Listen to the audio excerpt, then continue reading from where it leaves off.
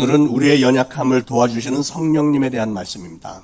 우리 인간들은 보면 참으로 무능하고 연약한 존재라고 할 수 있겠습니다. 그 대표적인 증거는 뭐냐면 우리는 내일 무슨 일이 벌어질지를 전혀 모르고 살아간다는 사실입니다. 아니, 내일은 고사하고 잠시 후에 일어날 일조차도 전혀 모르고 사는 정말로 무지하고 한심한 존재가 바로 우리 인간이잖아요. 우리가 우습게 여기는 쥐는요, 태풍이 올 것을 미리 알고 다 눕는다고 합니다.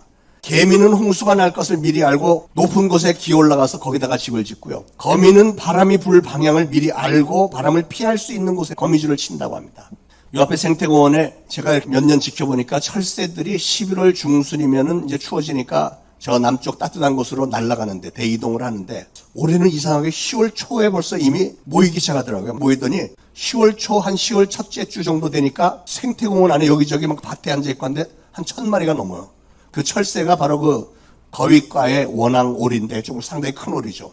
근데 얘들이 한 10댓마리씩 짝을 지어서 막 빙빙 돌면서 이동하는 연습을 하는 거예요. 그래서 그 아래 한강을 보니까 한 수만 마리가 그렇게 많이 있어요. 그래서 제가 주변에 있는 분에게 예언을 하나 했습니다. 앞으로 한 1-2주일 안에 굉장히 추워질 거야. 왜냐면 10월 초에는 여러분 기억하시겠지만 낮에 26도에서 28도가 올라갔거든요.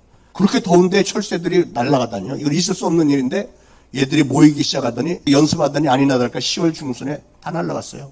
보통 11월 중순에 가는 애들인데 한 달 먼저 갔습니다. 제가 한 그 예언이 적중했을까요? 안 했을까요? 적중했으니까 얘기하겠지. 내가 예언을 한두 가지를 하나요? 적중한 것만 이렇게 예언합니다. 정말 신기했습니다. 야, 새들이 그걸 어떻게 알았을까? 정말 신기하지 않아요? 유독 우리 인간들만 이런 예지적인 지혜가 없는 것 같습니다. 그래서 앞으로 일어날 일에 대해서 아무 생각도 계획도 세우지 못하고 그저 속수무책으로 화를 당하고 병도 걸리고 사고를 당하고 죽임도 당하고 막 이럽니다. 그러니 쥐나 개미나 거미들이나 이 철새들이 우리 인간들의 이런 모습을 보고 얼마나 비웃을까요? 잘난 척을 혼자서 다 하면서 그런 것도 모르냐 이러지 않겠어요? 인간의 무지함을 잘 설명해주는 에피소드가 하나 있습니다. 어떤 소경이 길을 가다가 어디 푹 빠졌습니다. 굉장히 가파른데 막 정신없이 막 굴러떨어지는데 막 이렇게 하다 보니까 나무 뿌리를 하나 붙들었어요. 그래서 이 나무 뿌리를 필사적으로 붙들고 발을 뻗쳐보는데 아래 땅에 닿나 안 닿나 보니까 아무것도 닿는 게 없어요. 이 소경은 나무 뿌리를 붙잡고 절벽에 매달린 채 별의별 생각을 다 합니다. 이 절벽이 얼마나 높을까? 뛰어내리면 얼마나 될까? 저 절벽 밑에는 호수나 강이 있을까? 아니면 뾰족뾰족한 바위들이 있을까? 혹시 저 밑에 악어나 뱀들이 도사리고 맹수들이 도사리고 있으면 어떻게 하지? 뛰어내리면 죽을지도 모르겠구나. 막 이런 생각이 오니까 자기도 모르게 사람 살려 막 소리 질렀습니다. 아무도 와보는 사람이 없습니다. 그래서 몇 시간 매달려 있었는데 너무 팔이 아파서 도저히 더 버틸 수가 없어서 마침내 에이 모르겠다 그러고 손을 탁 놔고 뛰어내렸어요. 그냥 한창을 떨어질 각오를 하고 손을 놨는데 손을 놓자마자 땅에 발이 딱 닿네. 그런 걸 가지고 지금까지 장장 몇 시간을 그렇게 삶과 죽음의 기로에서 안간힘을 쓰면서 고심을 했던 겁니다.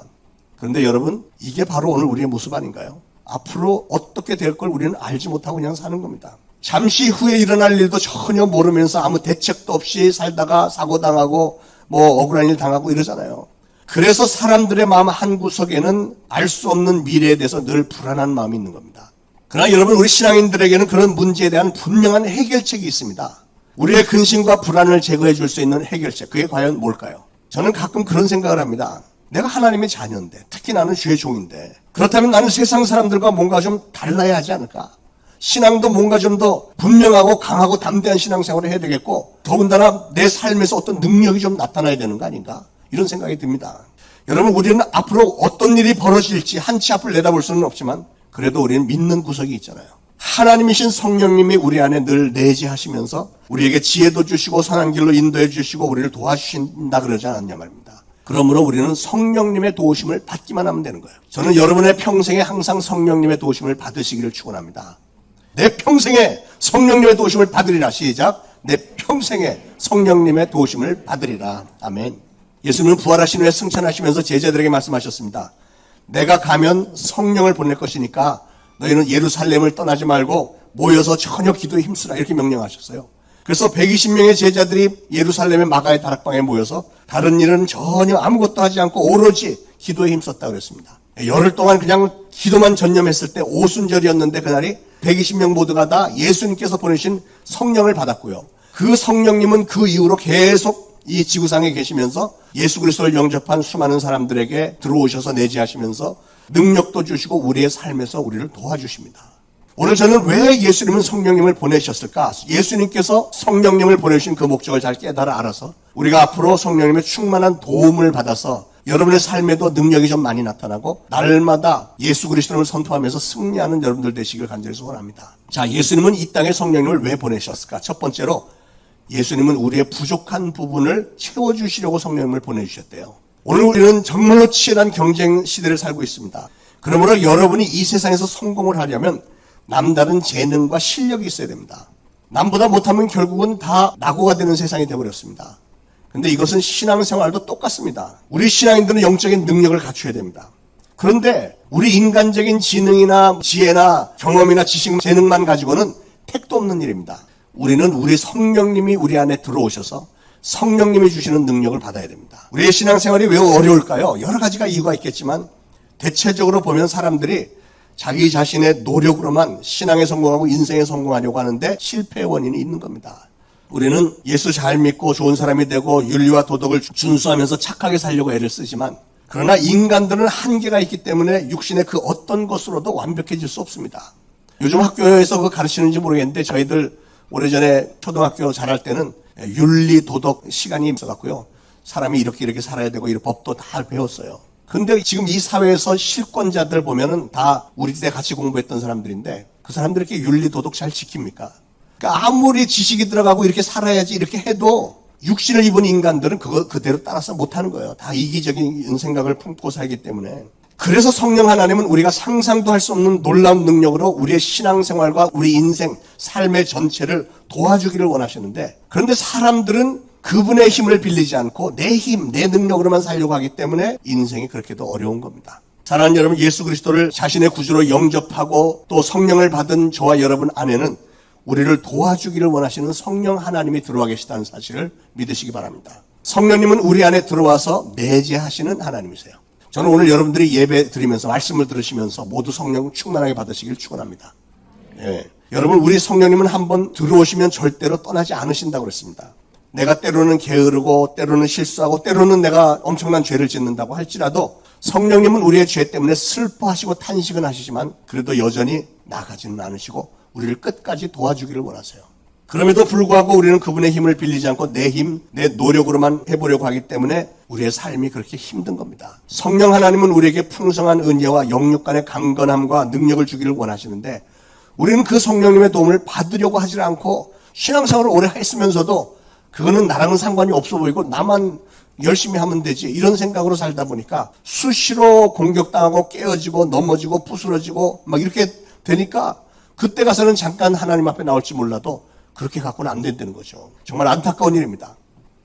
여러분, 우리 사람의 몸은 마치 물컵과도 같다고 생각을 합니다. 이 컵 안에다가 물을 여기까지 이렇게 채웠잖아요. 물을 이렇게 채운 거는 꼭 뭐 같으냐면 이 깨끗하고 맑은 성령 충만한 신앙으로 꽉 채운 거예요. 이렇게 꽉 채우고 살아야만 이 공기 중에 삼킬 자를 찾아다니는 더럽고 악한 생각들이 들어올 틈이 없는 거예요.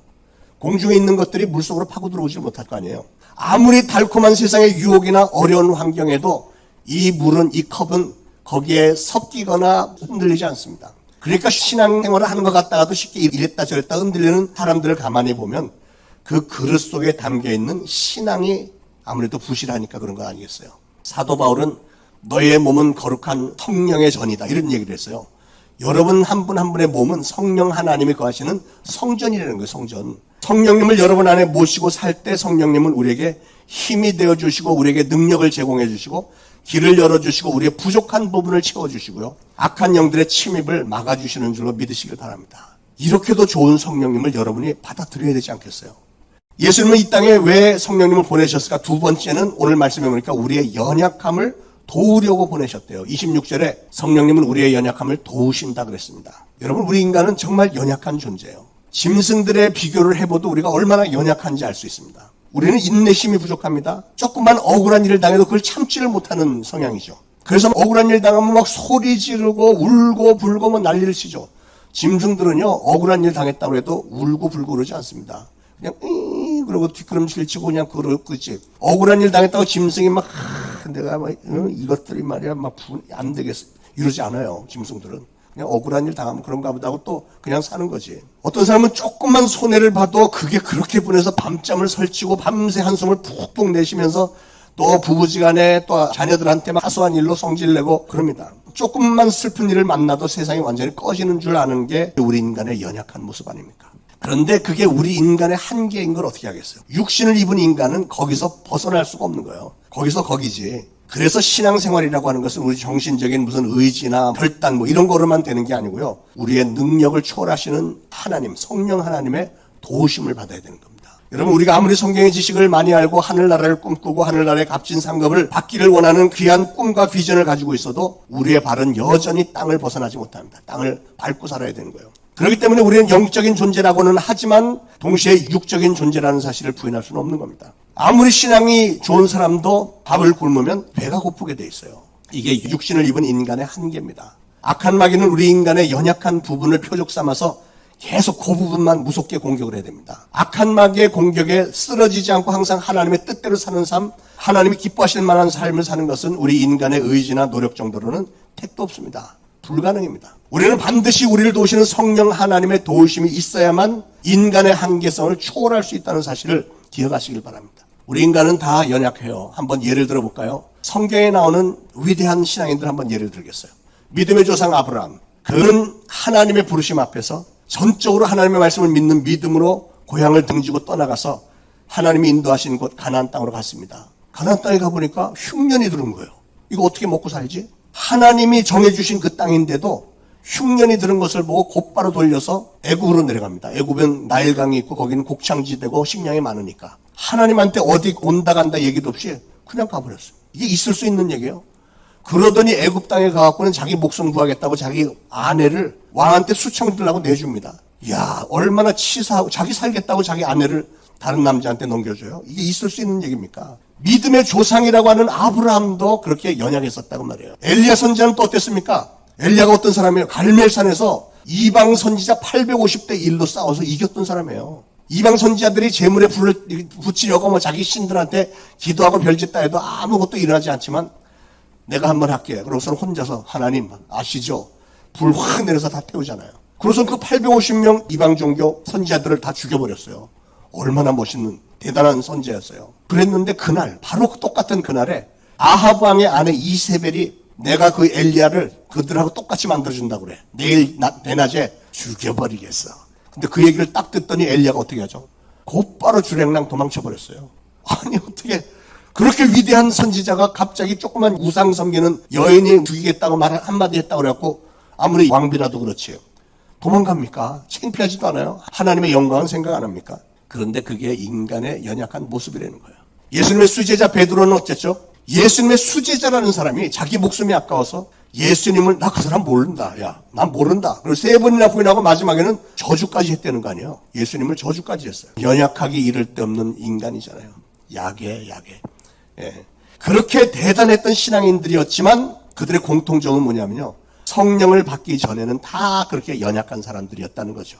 성령을 받기 전에. 그러므로 사랑하는 여러분, 저와 여러분이 오늘날 신앙생활을 유지하고 있는 것은 이런 코로나 와중에도 열심히 신앙생활하고 대면 예배에 나오기를 사모하고 이렇게 나오신 것은 저나 여러분의 의지나 힘 때문에 그렇게 된 게 아닙니다. 여러분들 모르는 사이에 이미 성령님이 여러분과 함께 하셨고 여러분을 도와주셨고 인도해 주셨으니까 여러분이 이 자리에 나와 계신 겁니다. 믿으시기 바랍니다. 그래서 오늘 말씀에도 이와 같이 성령도 우리의 연약함을 도우신다 그랬잖아요. 성령께서 우리를 돕고 계시기 때문에 우리는 신앙생활하는 중에 열심히 헌신도 하고 봉사도 하고 헌금도 하고 전도도 하고 바자회나 김장하는 것도 돕겠다고 어제도 보니까 오전부터 밤늦게까지 많이들 나와갖고 저 교육부서 예배할 거 그 청소 뭐 다 정돈도 하고 목 자르고 저거 만들고 하루 종일 봉사하고 청소하고 소독하고 어제는 소독을 2번이나 했어요. 그것도 마지못해서 하는 게 아니고 하루 종일 깔깔대면서 그렇게 재밌어요. 주님의 일을 하는데 하루 종일 그렇게 한다? 여러분 직장에서 나와서 일을 하라 그러면 시간당 최저임금 뭐 10,000원씩 준다고 하면 그렇게 기쁘게 하겠습니까? 근데 어떻게 그게 기쁨으로 감당이 될까요? 그거는 성령님이 그렇게 만드시는 거예요. 그리고 그런 분들이 결국은 선교지도 나가고 나중에는 혹시 상황이 벌어지면 순교까지도 마다하지 않는 신앙인이 되는 겁니다. 맨정신으로 되는 건 아니에요. 예수님은 우리에게 인간의 맨정신으로는 도저히 할 수 없는 일까지 행하도록 요구를 하셨죠. 산상수훈에서 누가 너희 오른뺨을 떼거든 왼뺨까지 돌려대라 이런 말씀했어요. 누가 오리를 가져가든 십리도 가라 그러고 겉옷을 달라면 속옷까지도 벗어줘라 이렇게 말씀하셨어요. 여러분, 감정을 제대로 다스릴 수 있는 능력이 없는 연약한 우리가 어떻게 맨정신으로 그런 모욕을 참고 견딜 수 있으며 어떻게 기꺼이 손해를 보면서 살겠습니까? 사람들 보면 마음에 대부분 상처들이 다 있어요. 내 마음속에 상처가 있는데 어떻게 이 상처를 해결할 수 있을까? 그러기 때문에 우리는 누군가의 도움이 필요한 거예요. 사람들의 도움 갖고는 안 됩니다. 그냥 일시적으로 며칠은 괜찮은지 몰라도 진정한 치유는 성령 하나님으로부터 오는 거예요. 인간의 힘으로는 안 되고 나보다 훨씬 더 큰 힘을 가지신 분, 내가 받은 상처보다 훨씬 더 큰 위로와 소망과 확신을 줄 수 있는 분, 그 어떠한 어려운 상황에 우리가 빠졌다고 해도 기가 막힌 반전을 항상 일으켜주시고 마침내는 최후의 승리를 얻을 수 있도록 도와주시는 분, 그게 누구라고요? 성령 하나님이세요. 하나님. 성령님이 도와주지 않으시면 우리가 할 수 있는 일은 많지 않습니다. 그래서 우리의 연약함을 도우시려고 예수님은 성령님을 보내주셨다는 거예요. 사도 바울은 가는 곳마다 동족 유대인들로부터 심한 핍박을 받았습니다. 죽음의 위협까지도 받고 막 돌팔매질 당해서 죽었다가 살아나기도 했습니다. 그러면서도 그는 로마서 10장 1절에서 거기에 대해서 전혀 흥분하지 않고 조용하게 뭐라고 그들을 부르냐면 형제들아 이렇게 불러요. 형제들아. 자기를 죽이겠다고 맨날 그냥 핏발사 갖고 쫓아다니는 그 유대인들을 향해서 형제들아. 그 뉘앙스가 굉장히 사랑하는 마음이, 자기 민족을 사랑하는 마음이 대단했어요. 사도 바울은. 동족에 대한 끈질긴 사랑과 간절함을 표현하면서 그렇게 호소로 불렀습니다. 그런데 여러분도 아시다시피 사도 바울은 그렇게 온유한 사람이 아니었잖아요. 원래 사도 바울은 아주 다혈질의 과격한 사람이었습니다. 저 젊었을 때하고 성격이 많이 비슷한 것 같아요. 막 물불 안 가리고 화도 잘 내고 뭐 이렇게 뒤집어 엎는 걸 좋아하고. 사도 바울이 그랬어요. 이 사람은 스데반 집사를 돌로 쳐 죽이는데 두목 역할을 했던 사람이에요. 앞장서서 사람들 선동해서 죽이게 한 사람입니다. 아주 과격한 성격의 소유자인데, 그런데 바울이 자기를 핍박하고 죽이려고 드는 유대인들을 향해서 나의 사랑하는 형제들아 이렇게 부를 수 있는 거예요. 이게 인간의 힘으로 되는 겁니까? 우리의 연약함을 보완하시고 온전한 신앙인답게 설 수 있도록 도와주시기 위해서 성령님이 이 땅에 오셨고, 그 성령님이 사도 바울을 그렇게 도우셨고, 동일한 성령님 바로 저와 여러분을 오늘도 돕기를 원하신다는 사실을 믿으시기 바랍니다. 사랑하는 여러분, 우리는 그래서 그 성령님의 힘을 빌어서 살아야 됩니다. 저와 여러분, 우리 초대신앙교회 아직 연약하지만 그런 우리를 도우시려고 성령님이 오셨다는 사실을 믿으시고 반드시 성령 받으시고 새 힘과 능력을 얻어서 마음껏 여러분의 평생에 그 능력을 발휘하시길 바랍니다. 자, 예수님은 왜 이 땅에 성령 보내셨을까? 세 번째는 마귀가 너무 강하기 때문에 그렇습니다. 여러분, 마귀는 이미 갈보리 언덕 십자가 사건 속에서 예수님께서 마귀가 가진 가장 큰 무기인 죽음의 권세를 이기시고 부활하셨기 때문에 이미 영적으로 패배한 자입니다. 그래서 마귀는요, 여러분이 예수 그리스도를 자꾸 선포하면 마귀는 그 자리에 있지 못합니다. 견디지 못하고 다 도망갑니다. 그런데 마귀는 죽지는 않았어요. 마귀는 아직도 시뻘겋게 살아서 하나님의 형상을 닮은 저와 여러분, 우리를 집요하게 공격을 하는데, 여러분이 예수 그리스도를 선포하지 않고 성령의 능력을 받지 않고서는 우리는 마귀를 이길 능력이 없습니다. 마귀가 얼마나 능력이 대단한데요. 마귀를 이길 수 있는 건 지력으로도 안 되고 군사력으로도 안 되고 인내심으로도 안 되고요. 사랑에도 전혀 감동을 받지 않는 게 마귀입니다. 마귀를 사랑으로 눌러보려고 애쓰지 마시기 바랍니다. 마귀는 하늘나라에서 타락한 이후부터 지금까지 조금 더 쉰 적도 없고 마음이 바뀐 적도 없고 능력이 쇠퇴하지도 않았고 늙지도 않았습니다. 마귀는 비록 예수님에게 패배한 자이지만 지금도 살아서 마치 우는 사자와도 같이 굉장히 집요하게 삼킬 자를 찾아다닌다고 그랬습니다. 마귀의 세력을 싸워서 이길 수 있는 방법은 성령의 능력을 받는 길밖에는 없어요. 그 사실을 분명히 믿으시고 오늘 반드시 성령 받으시길 축원합니다. 여러분, 여러분이 예수 믿는다고 해서 마귀가 피해가지 않습니다. 오히려 예수 믿는 사람을 더 심하게 공격을 합니다. 사실을 예수 믿는 사람들은 마귀가 가장 맛있어하는 밥입니다. 왜 그럴까요? 오늘날 예수 믿는 사람들이 예수 그리스도 이름을 그렇게 선포하지 않습니다. 물론 기도할 때는 끝에 예수 그리스도 이름을 기도합니다. 얘기는 하지만 여러분의 인생에 어려운 일들이 생길 때, 건강에 문제가 생기고 인간관계에 문제가 생기고 여러분의 직장, 사업장에 문제가 생기고 여러분이 힘들게 만드는 어떤 일들이 벌어질 때 이거는 백발백중 마귀가 하는 짓이라고 아셔야 됩니다. 너무 교묘하기 때문에 그럴 리가 없다고 생각할지 모르지만 믿져야 본전이니까 그리스도인들은 뭘 해야 되냐면 예수 그리스도를 거기 그때 선포해야 돼요. 내가 예수 그리스도로 선포하노니 나에게 질병을 갖다 주는 더러운 귀신들아 떠나갈지어다. 내 직장, 사업장에 문제를 일으켜 나를 방해하는 더러운 거지 귀신들아 나에게서 떠나갈지어다. 나는 하나님의 아들이다. 하나님의 딸이다. 직장에서 문제 일으키는 자들, 인간관계 문제를 일으키는 자들, 이게 다 이간질시키는 마귀의 짓이에요. 그러면 당연히 성경에 나온 대로 우리는 예수 그리스도를 선포하노니 떠나갈지어다. 설교를 여러분 듣는데 못 알아듣겠어. 저의 설교는 사실 다른 목사님에 비해서 일부러 쉬운 영어로 알아듣기 쉽게 하는데도 못 알아듣는다면 여러분에게 악한 영이 귀를 막고 있는 거예요. 그러면 이 귀 먹고 벙어리 된 더러운 귀신아 나에게서 떠나갈지어다. 나는 하나님의 자녀다. 이렇게 몇 번만 선포하면 그때부터 설교가 들리는 거예요. 한번 해보세요. 전 평신도 시절에 많이 해봤기 때문에 확신하고 얘기합니다. 예수 그리스도를 여러분이 선포하지 않으면 그런 능력이 나타나지 않습니다. 그리고 성령님을 의존해야 돼요. 성령님. 여러분 하나님과 동등하신 예수님도 예수님이 삼위일체 하나님이신데 예수님이 인간의 육신을 입고 이 땅에 오셨을 때는 성령의 충만함을 기름 부은 듯이 받은 후에야 착한 일도 하시고 마귀에게 눌린 모든 자를 고치셨다. 성경에 그렇게 기록되어 있어요. 그러니까 예수님도 하나님도 인간의 육신을 입었을 때는 성령의 도우심이 필요했다는 거예요. 성령의 도우심이 없이는 아무 일도 못했다는 겁니다. 그렇다면 저나 여러분은 당연히 성령님의 도우심이 필요하죠. 여러분 모두의 삶 속에 성령의 충만히 도우시는 기름 부음이 부어져서 마귀와의 영적 전쟁에서 항상 승리하시길 축원합니다. 자, 예수님은 이 땅에 왜 성령님을 보내셨을까? 네 번째, 합력하여 선을 이루어주기 위해서 성령님을 보내셨습니다. 28절에 우리가 너무나도 잘 아는 말씀, 우리가 알거니와 하나님을 사랑하는 자, 곧 그 뜻대로 부르심을 입은 자들에게는 모든 것이 합력하여 선을 이룬다고 말씀했습니다. 이 말씀에 담겨있는 하나님의 의도를 잘 알아야 돼요. 우리는 살아계신 하나님, 예수 그리스도를 믿지만 그런데도 의아하게도 이 세상에 사는 동안에 우리는 그 안 믿는 사람들하고 똑같이 고난도 당하고 똑같이 병도 앓고 실패하고 사고당하고 넘어지고 이렇게 합니다. 피할 길이 없는 거예요. 예수를 믿어도 믿지 않는 사람들하고 다를 바가 없는 거예요. 계속 공격당하는 거예요. 그러나 하나님의 자녀가 된 우리에게는 세상 사람들과 다른 점이 하나 있는데 그것은 우리가 실패를 하고 고난당하고 넘어져서 모두가 다 끝난 것처럼 보일 때에도 그러나 우리가 신앙을 끝까지 지키고 인내만 해내면 그 결과는 항상 합력해서 유익이 되고 선을 이룬다는 사실이에요. 그거는 오늘 말씀이 약속한 내용입니다. 하나님이 사도 바울을 통해서 우리에게 주신 약속의 말씀이에요. 쉽게 말하면 어떤 사고나 실패를 경험한 후에 그럼에도 불구하고 우리가 신앙을 잘 지키면서 세월이 조금 지나놓고 보면 돌아보니까 그 사건이 계기가 되어서 그 결과로 나 자신의 신앙이 부쩍 자란다든지 아니면 그런 일을 통해서 내 가족 중에 누군가가 같이 교회를 나오게 되었다든지 그리고 사업이나 직장이나 뭐 이런 가운데 예상하지 않았던 놀라운 좋은 일들이 막 벌어진 것을 볼 때 이게 우연이 아니네. 하나님이 나를 도우셨구나. 이런 게 깨달아질 때가 많지 않은가요? 마귀를 가리켜 세상 임금이라고 부릅니다. 무슨 말이냐면 이 세상은 마귀가 어디서나 날뛰는 곳이라 그 말이에요.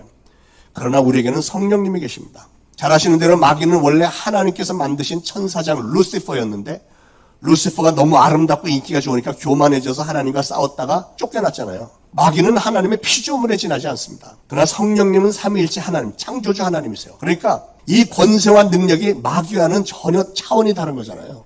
그런 차원이 다른 성령님이 우리를 도와주시는데 그러기에 성도된 우리는 안심하고 살 수 있는 겁니다. 왜냐하면 그 성령 하나님은 모든 일의 결과를 항상 선하게 결론 지으시기 때문에 그래요. 혹시 마귀가 우리를 공격해서 우리가 일시적으로 넘어지고 힘들어진 상황인 것 같은 때에도 우리 성령님은 반드시 전화위복, 반전을 일으켜주시고요. 합력해서 선을 이루어주시는 분이라는 사실을 꼭 믿으시기 바랍니다. 그러기에 우리는 그 분에게 우리의 미래를 맡기고 운명도 영혼도 우리의 내세까지도 다 맡길 수 있는 거예요.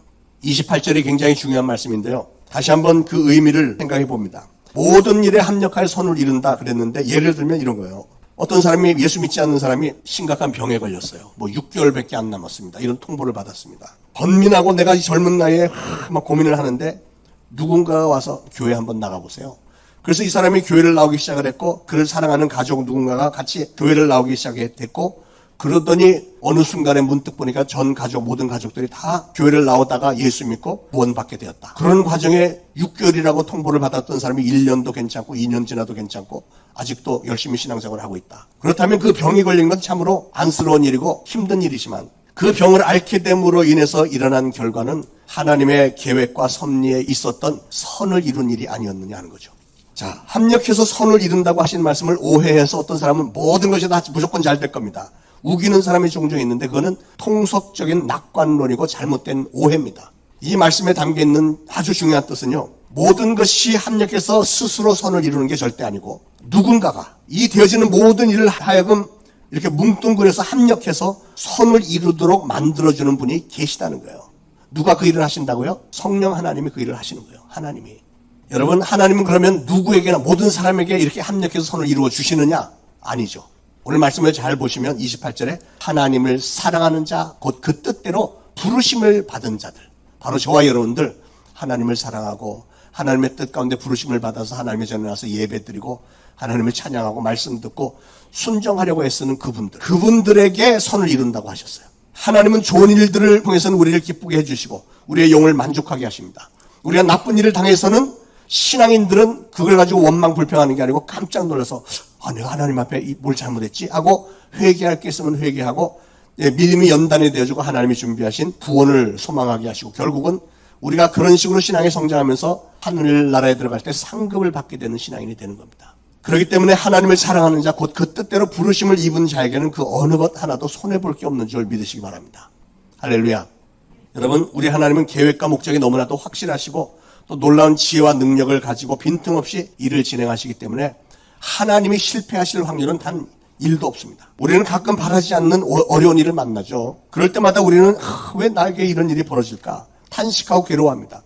26절 말씀대로 그런 일을 당할 때 우리는 무엇을 빌어야 할지, 뭐라고 기도를 해야 될지 몰라서 애를 태우면서 우왕좌왕할 때가 있습니다. 그러나 여러분, 하나님의 자녀가 된 우리는, 저와 여러분은 눈앞에 되어진 일들만 보지 말고요, 그거 가지고 실망하지 말고 조금 한 걸음 더 앞을 내다보면서 하나님의 손길을 바라보시면서 소망을 가지시기 바랍니다.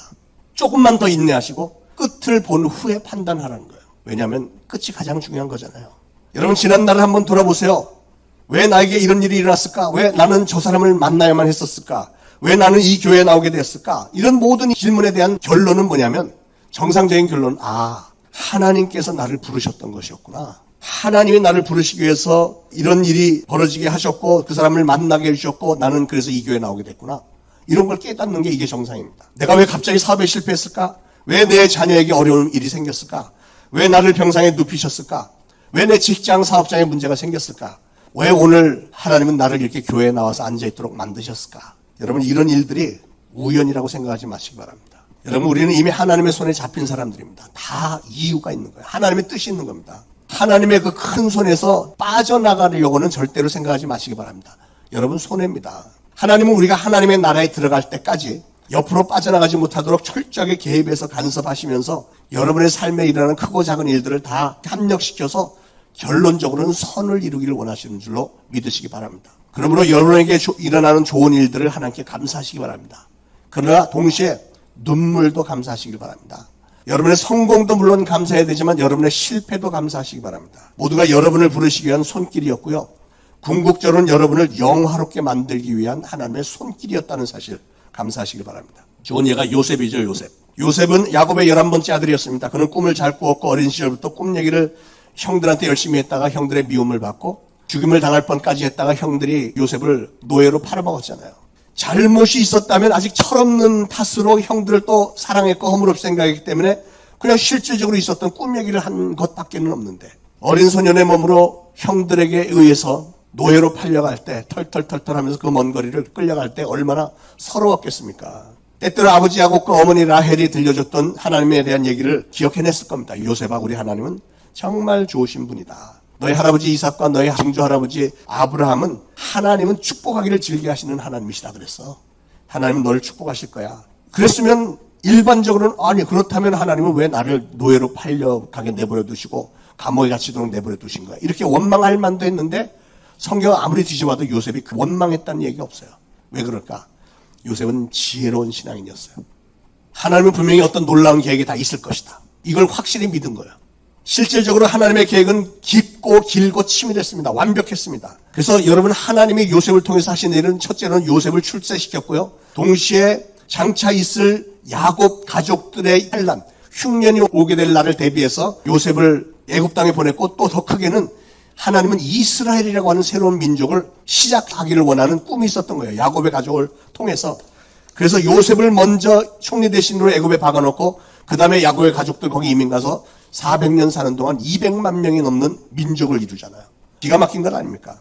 거기서 한 걸음 더 나가서는 우리 인류를 구원시키고자 하는 하나님의 계획, 예수 그리스도를, 메시아를 이 땅에 보내시는데 바로 거기서 시작된 이스라엘 민족을 통해서 하나님은 독생자 예수 그리스도를 보내실 그런 계획을 세우고 계셨던 겁니다. 그러므로 사랑하는 여러분, 오늘 여러분의 생활 주변에서 불꽃이 튀기는 것처럼 막 벌어지고 있는 심각한 이런 사건들, 문제들 때문에 하나님을 의심하거나 원망하지 마시길 바랍니다. 왜냐하면 만약에 여러분이 하나님을 그런 일로 원망을 하신다면 그건 바로 여러분을 도우시려고 하는 하나님을 배신하는 일이고 결국은 하나님을 진노하게 만드는 것이기 때문에 그렇습니다. 하나님은 이미 여러분을 자녀로 삼으셨고 여러분을 합력해서 선을 이루어주기를 원하시는데 그 과정이 힘들다고 하나님을 원망하면 하나님은 중단해 버리시면 어떻게 할 거예요? 사랑하는 여러분, 여러분의 삶 속에 아무리 노력해도 잘 해결이 안 되는 고민이 있습니까?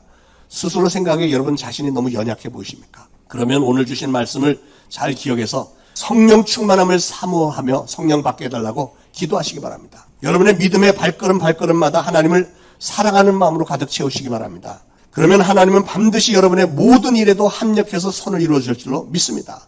여러분이 하나님을 사랑하는 만큼 또 여러분이 하나님의 뜻대로 부르심을 입은 분들인 만큼 우리 주님의 몸 대신 초대 신앙교회와 부족한 여러분의 담임 목사를 위해서도 늘 기도해 주시기 바랍니다. 우리는 스스로 부족한 부분이 많고 연약하기가 미루 말로 다 할 수 없지만 성령님께서 우리에게 날마다 채워주시고 날마다 새 힘을 주시고 날마다 합력하여 선을 이루어주시는 그 성령님의 끊임없는 역사가 날마다 이루어지는 교회와 성도들이 되어지고 여러분 가정과 여러분의 모든 생업 위에도 합력하여 선을 이루어주시는 하나님의 놀라운 도우심이 풍성하게 되기를 예수 그리스도로 축원을 드립니다.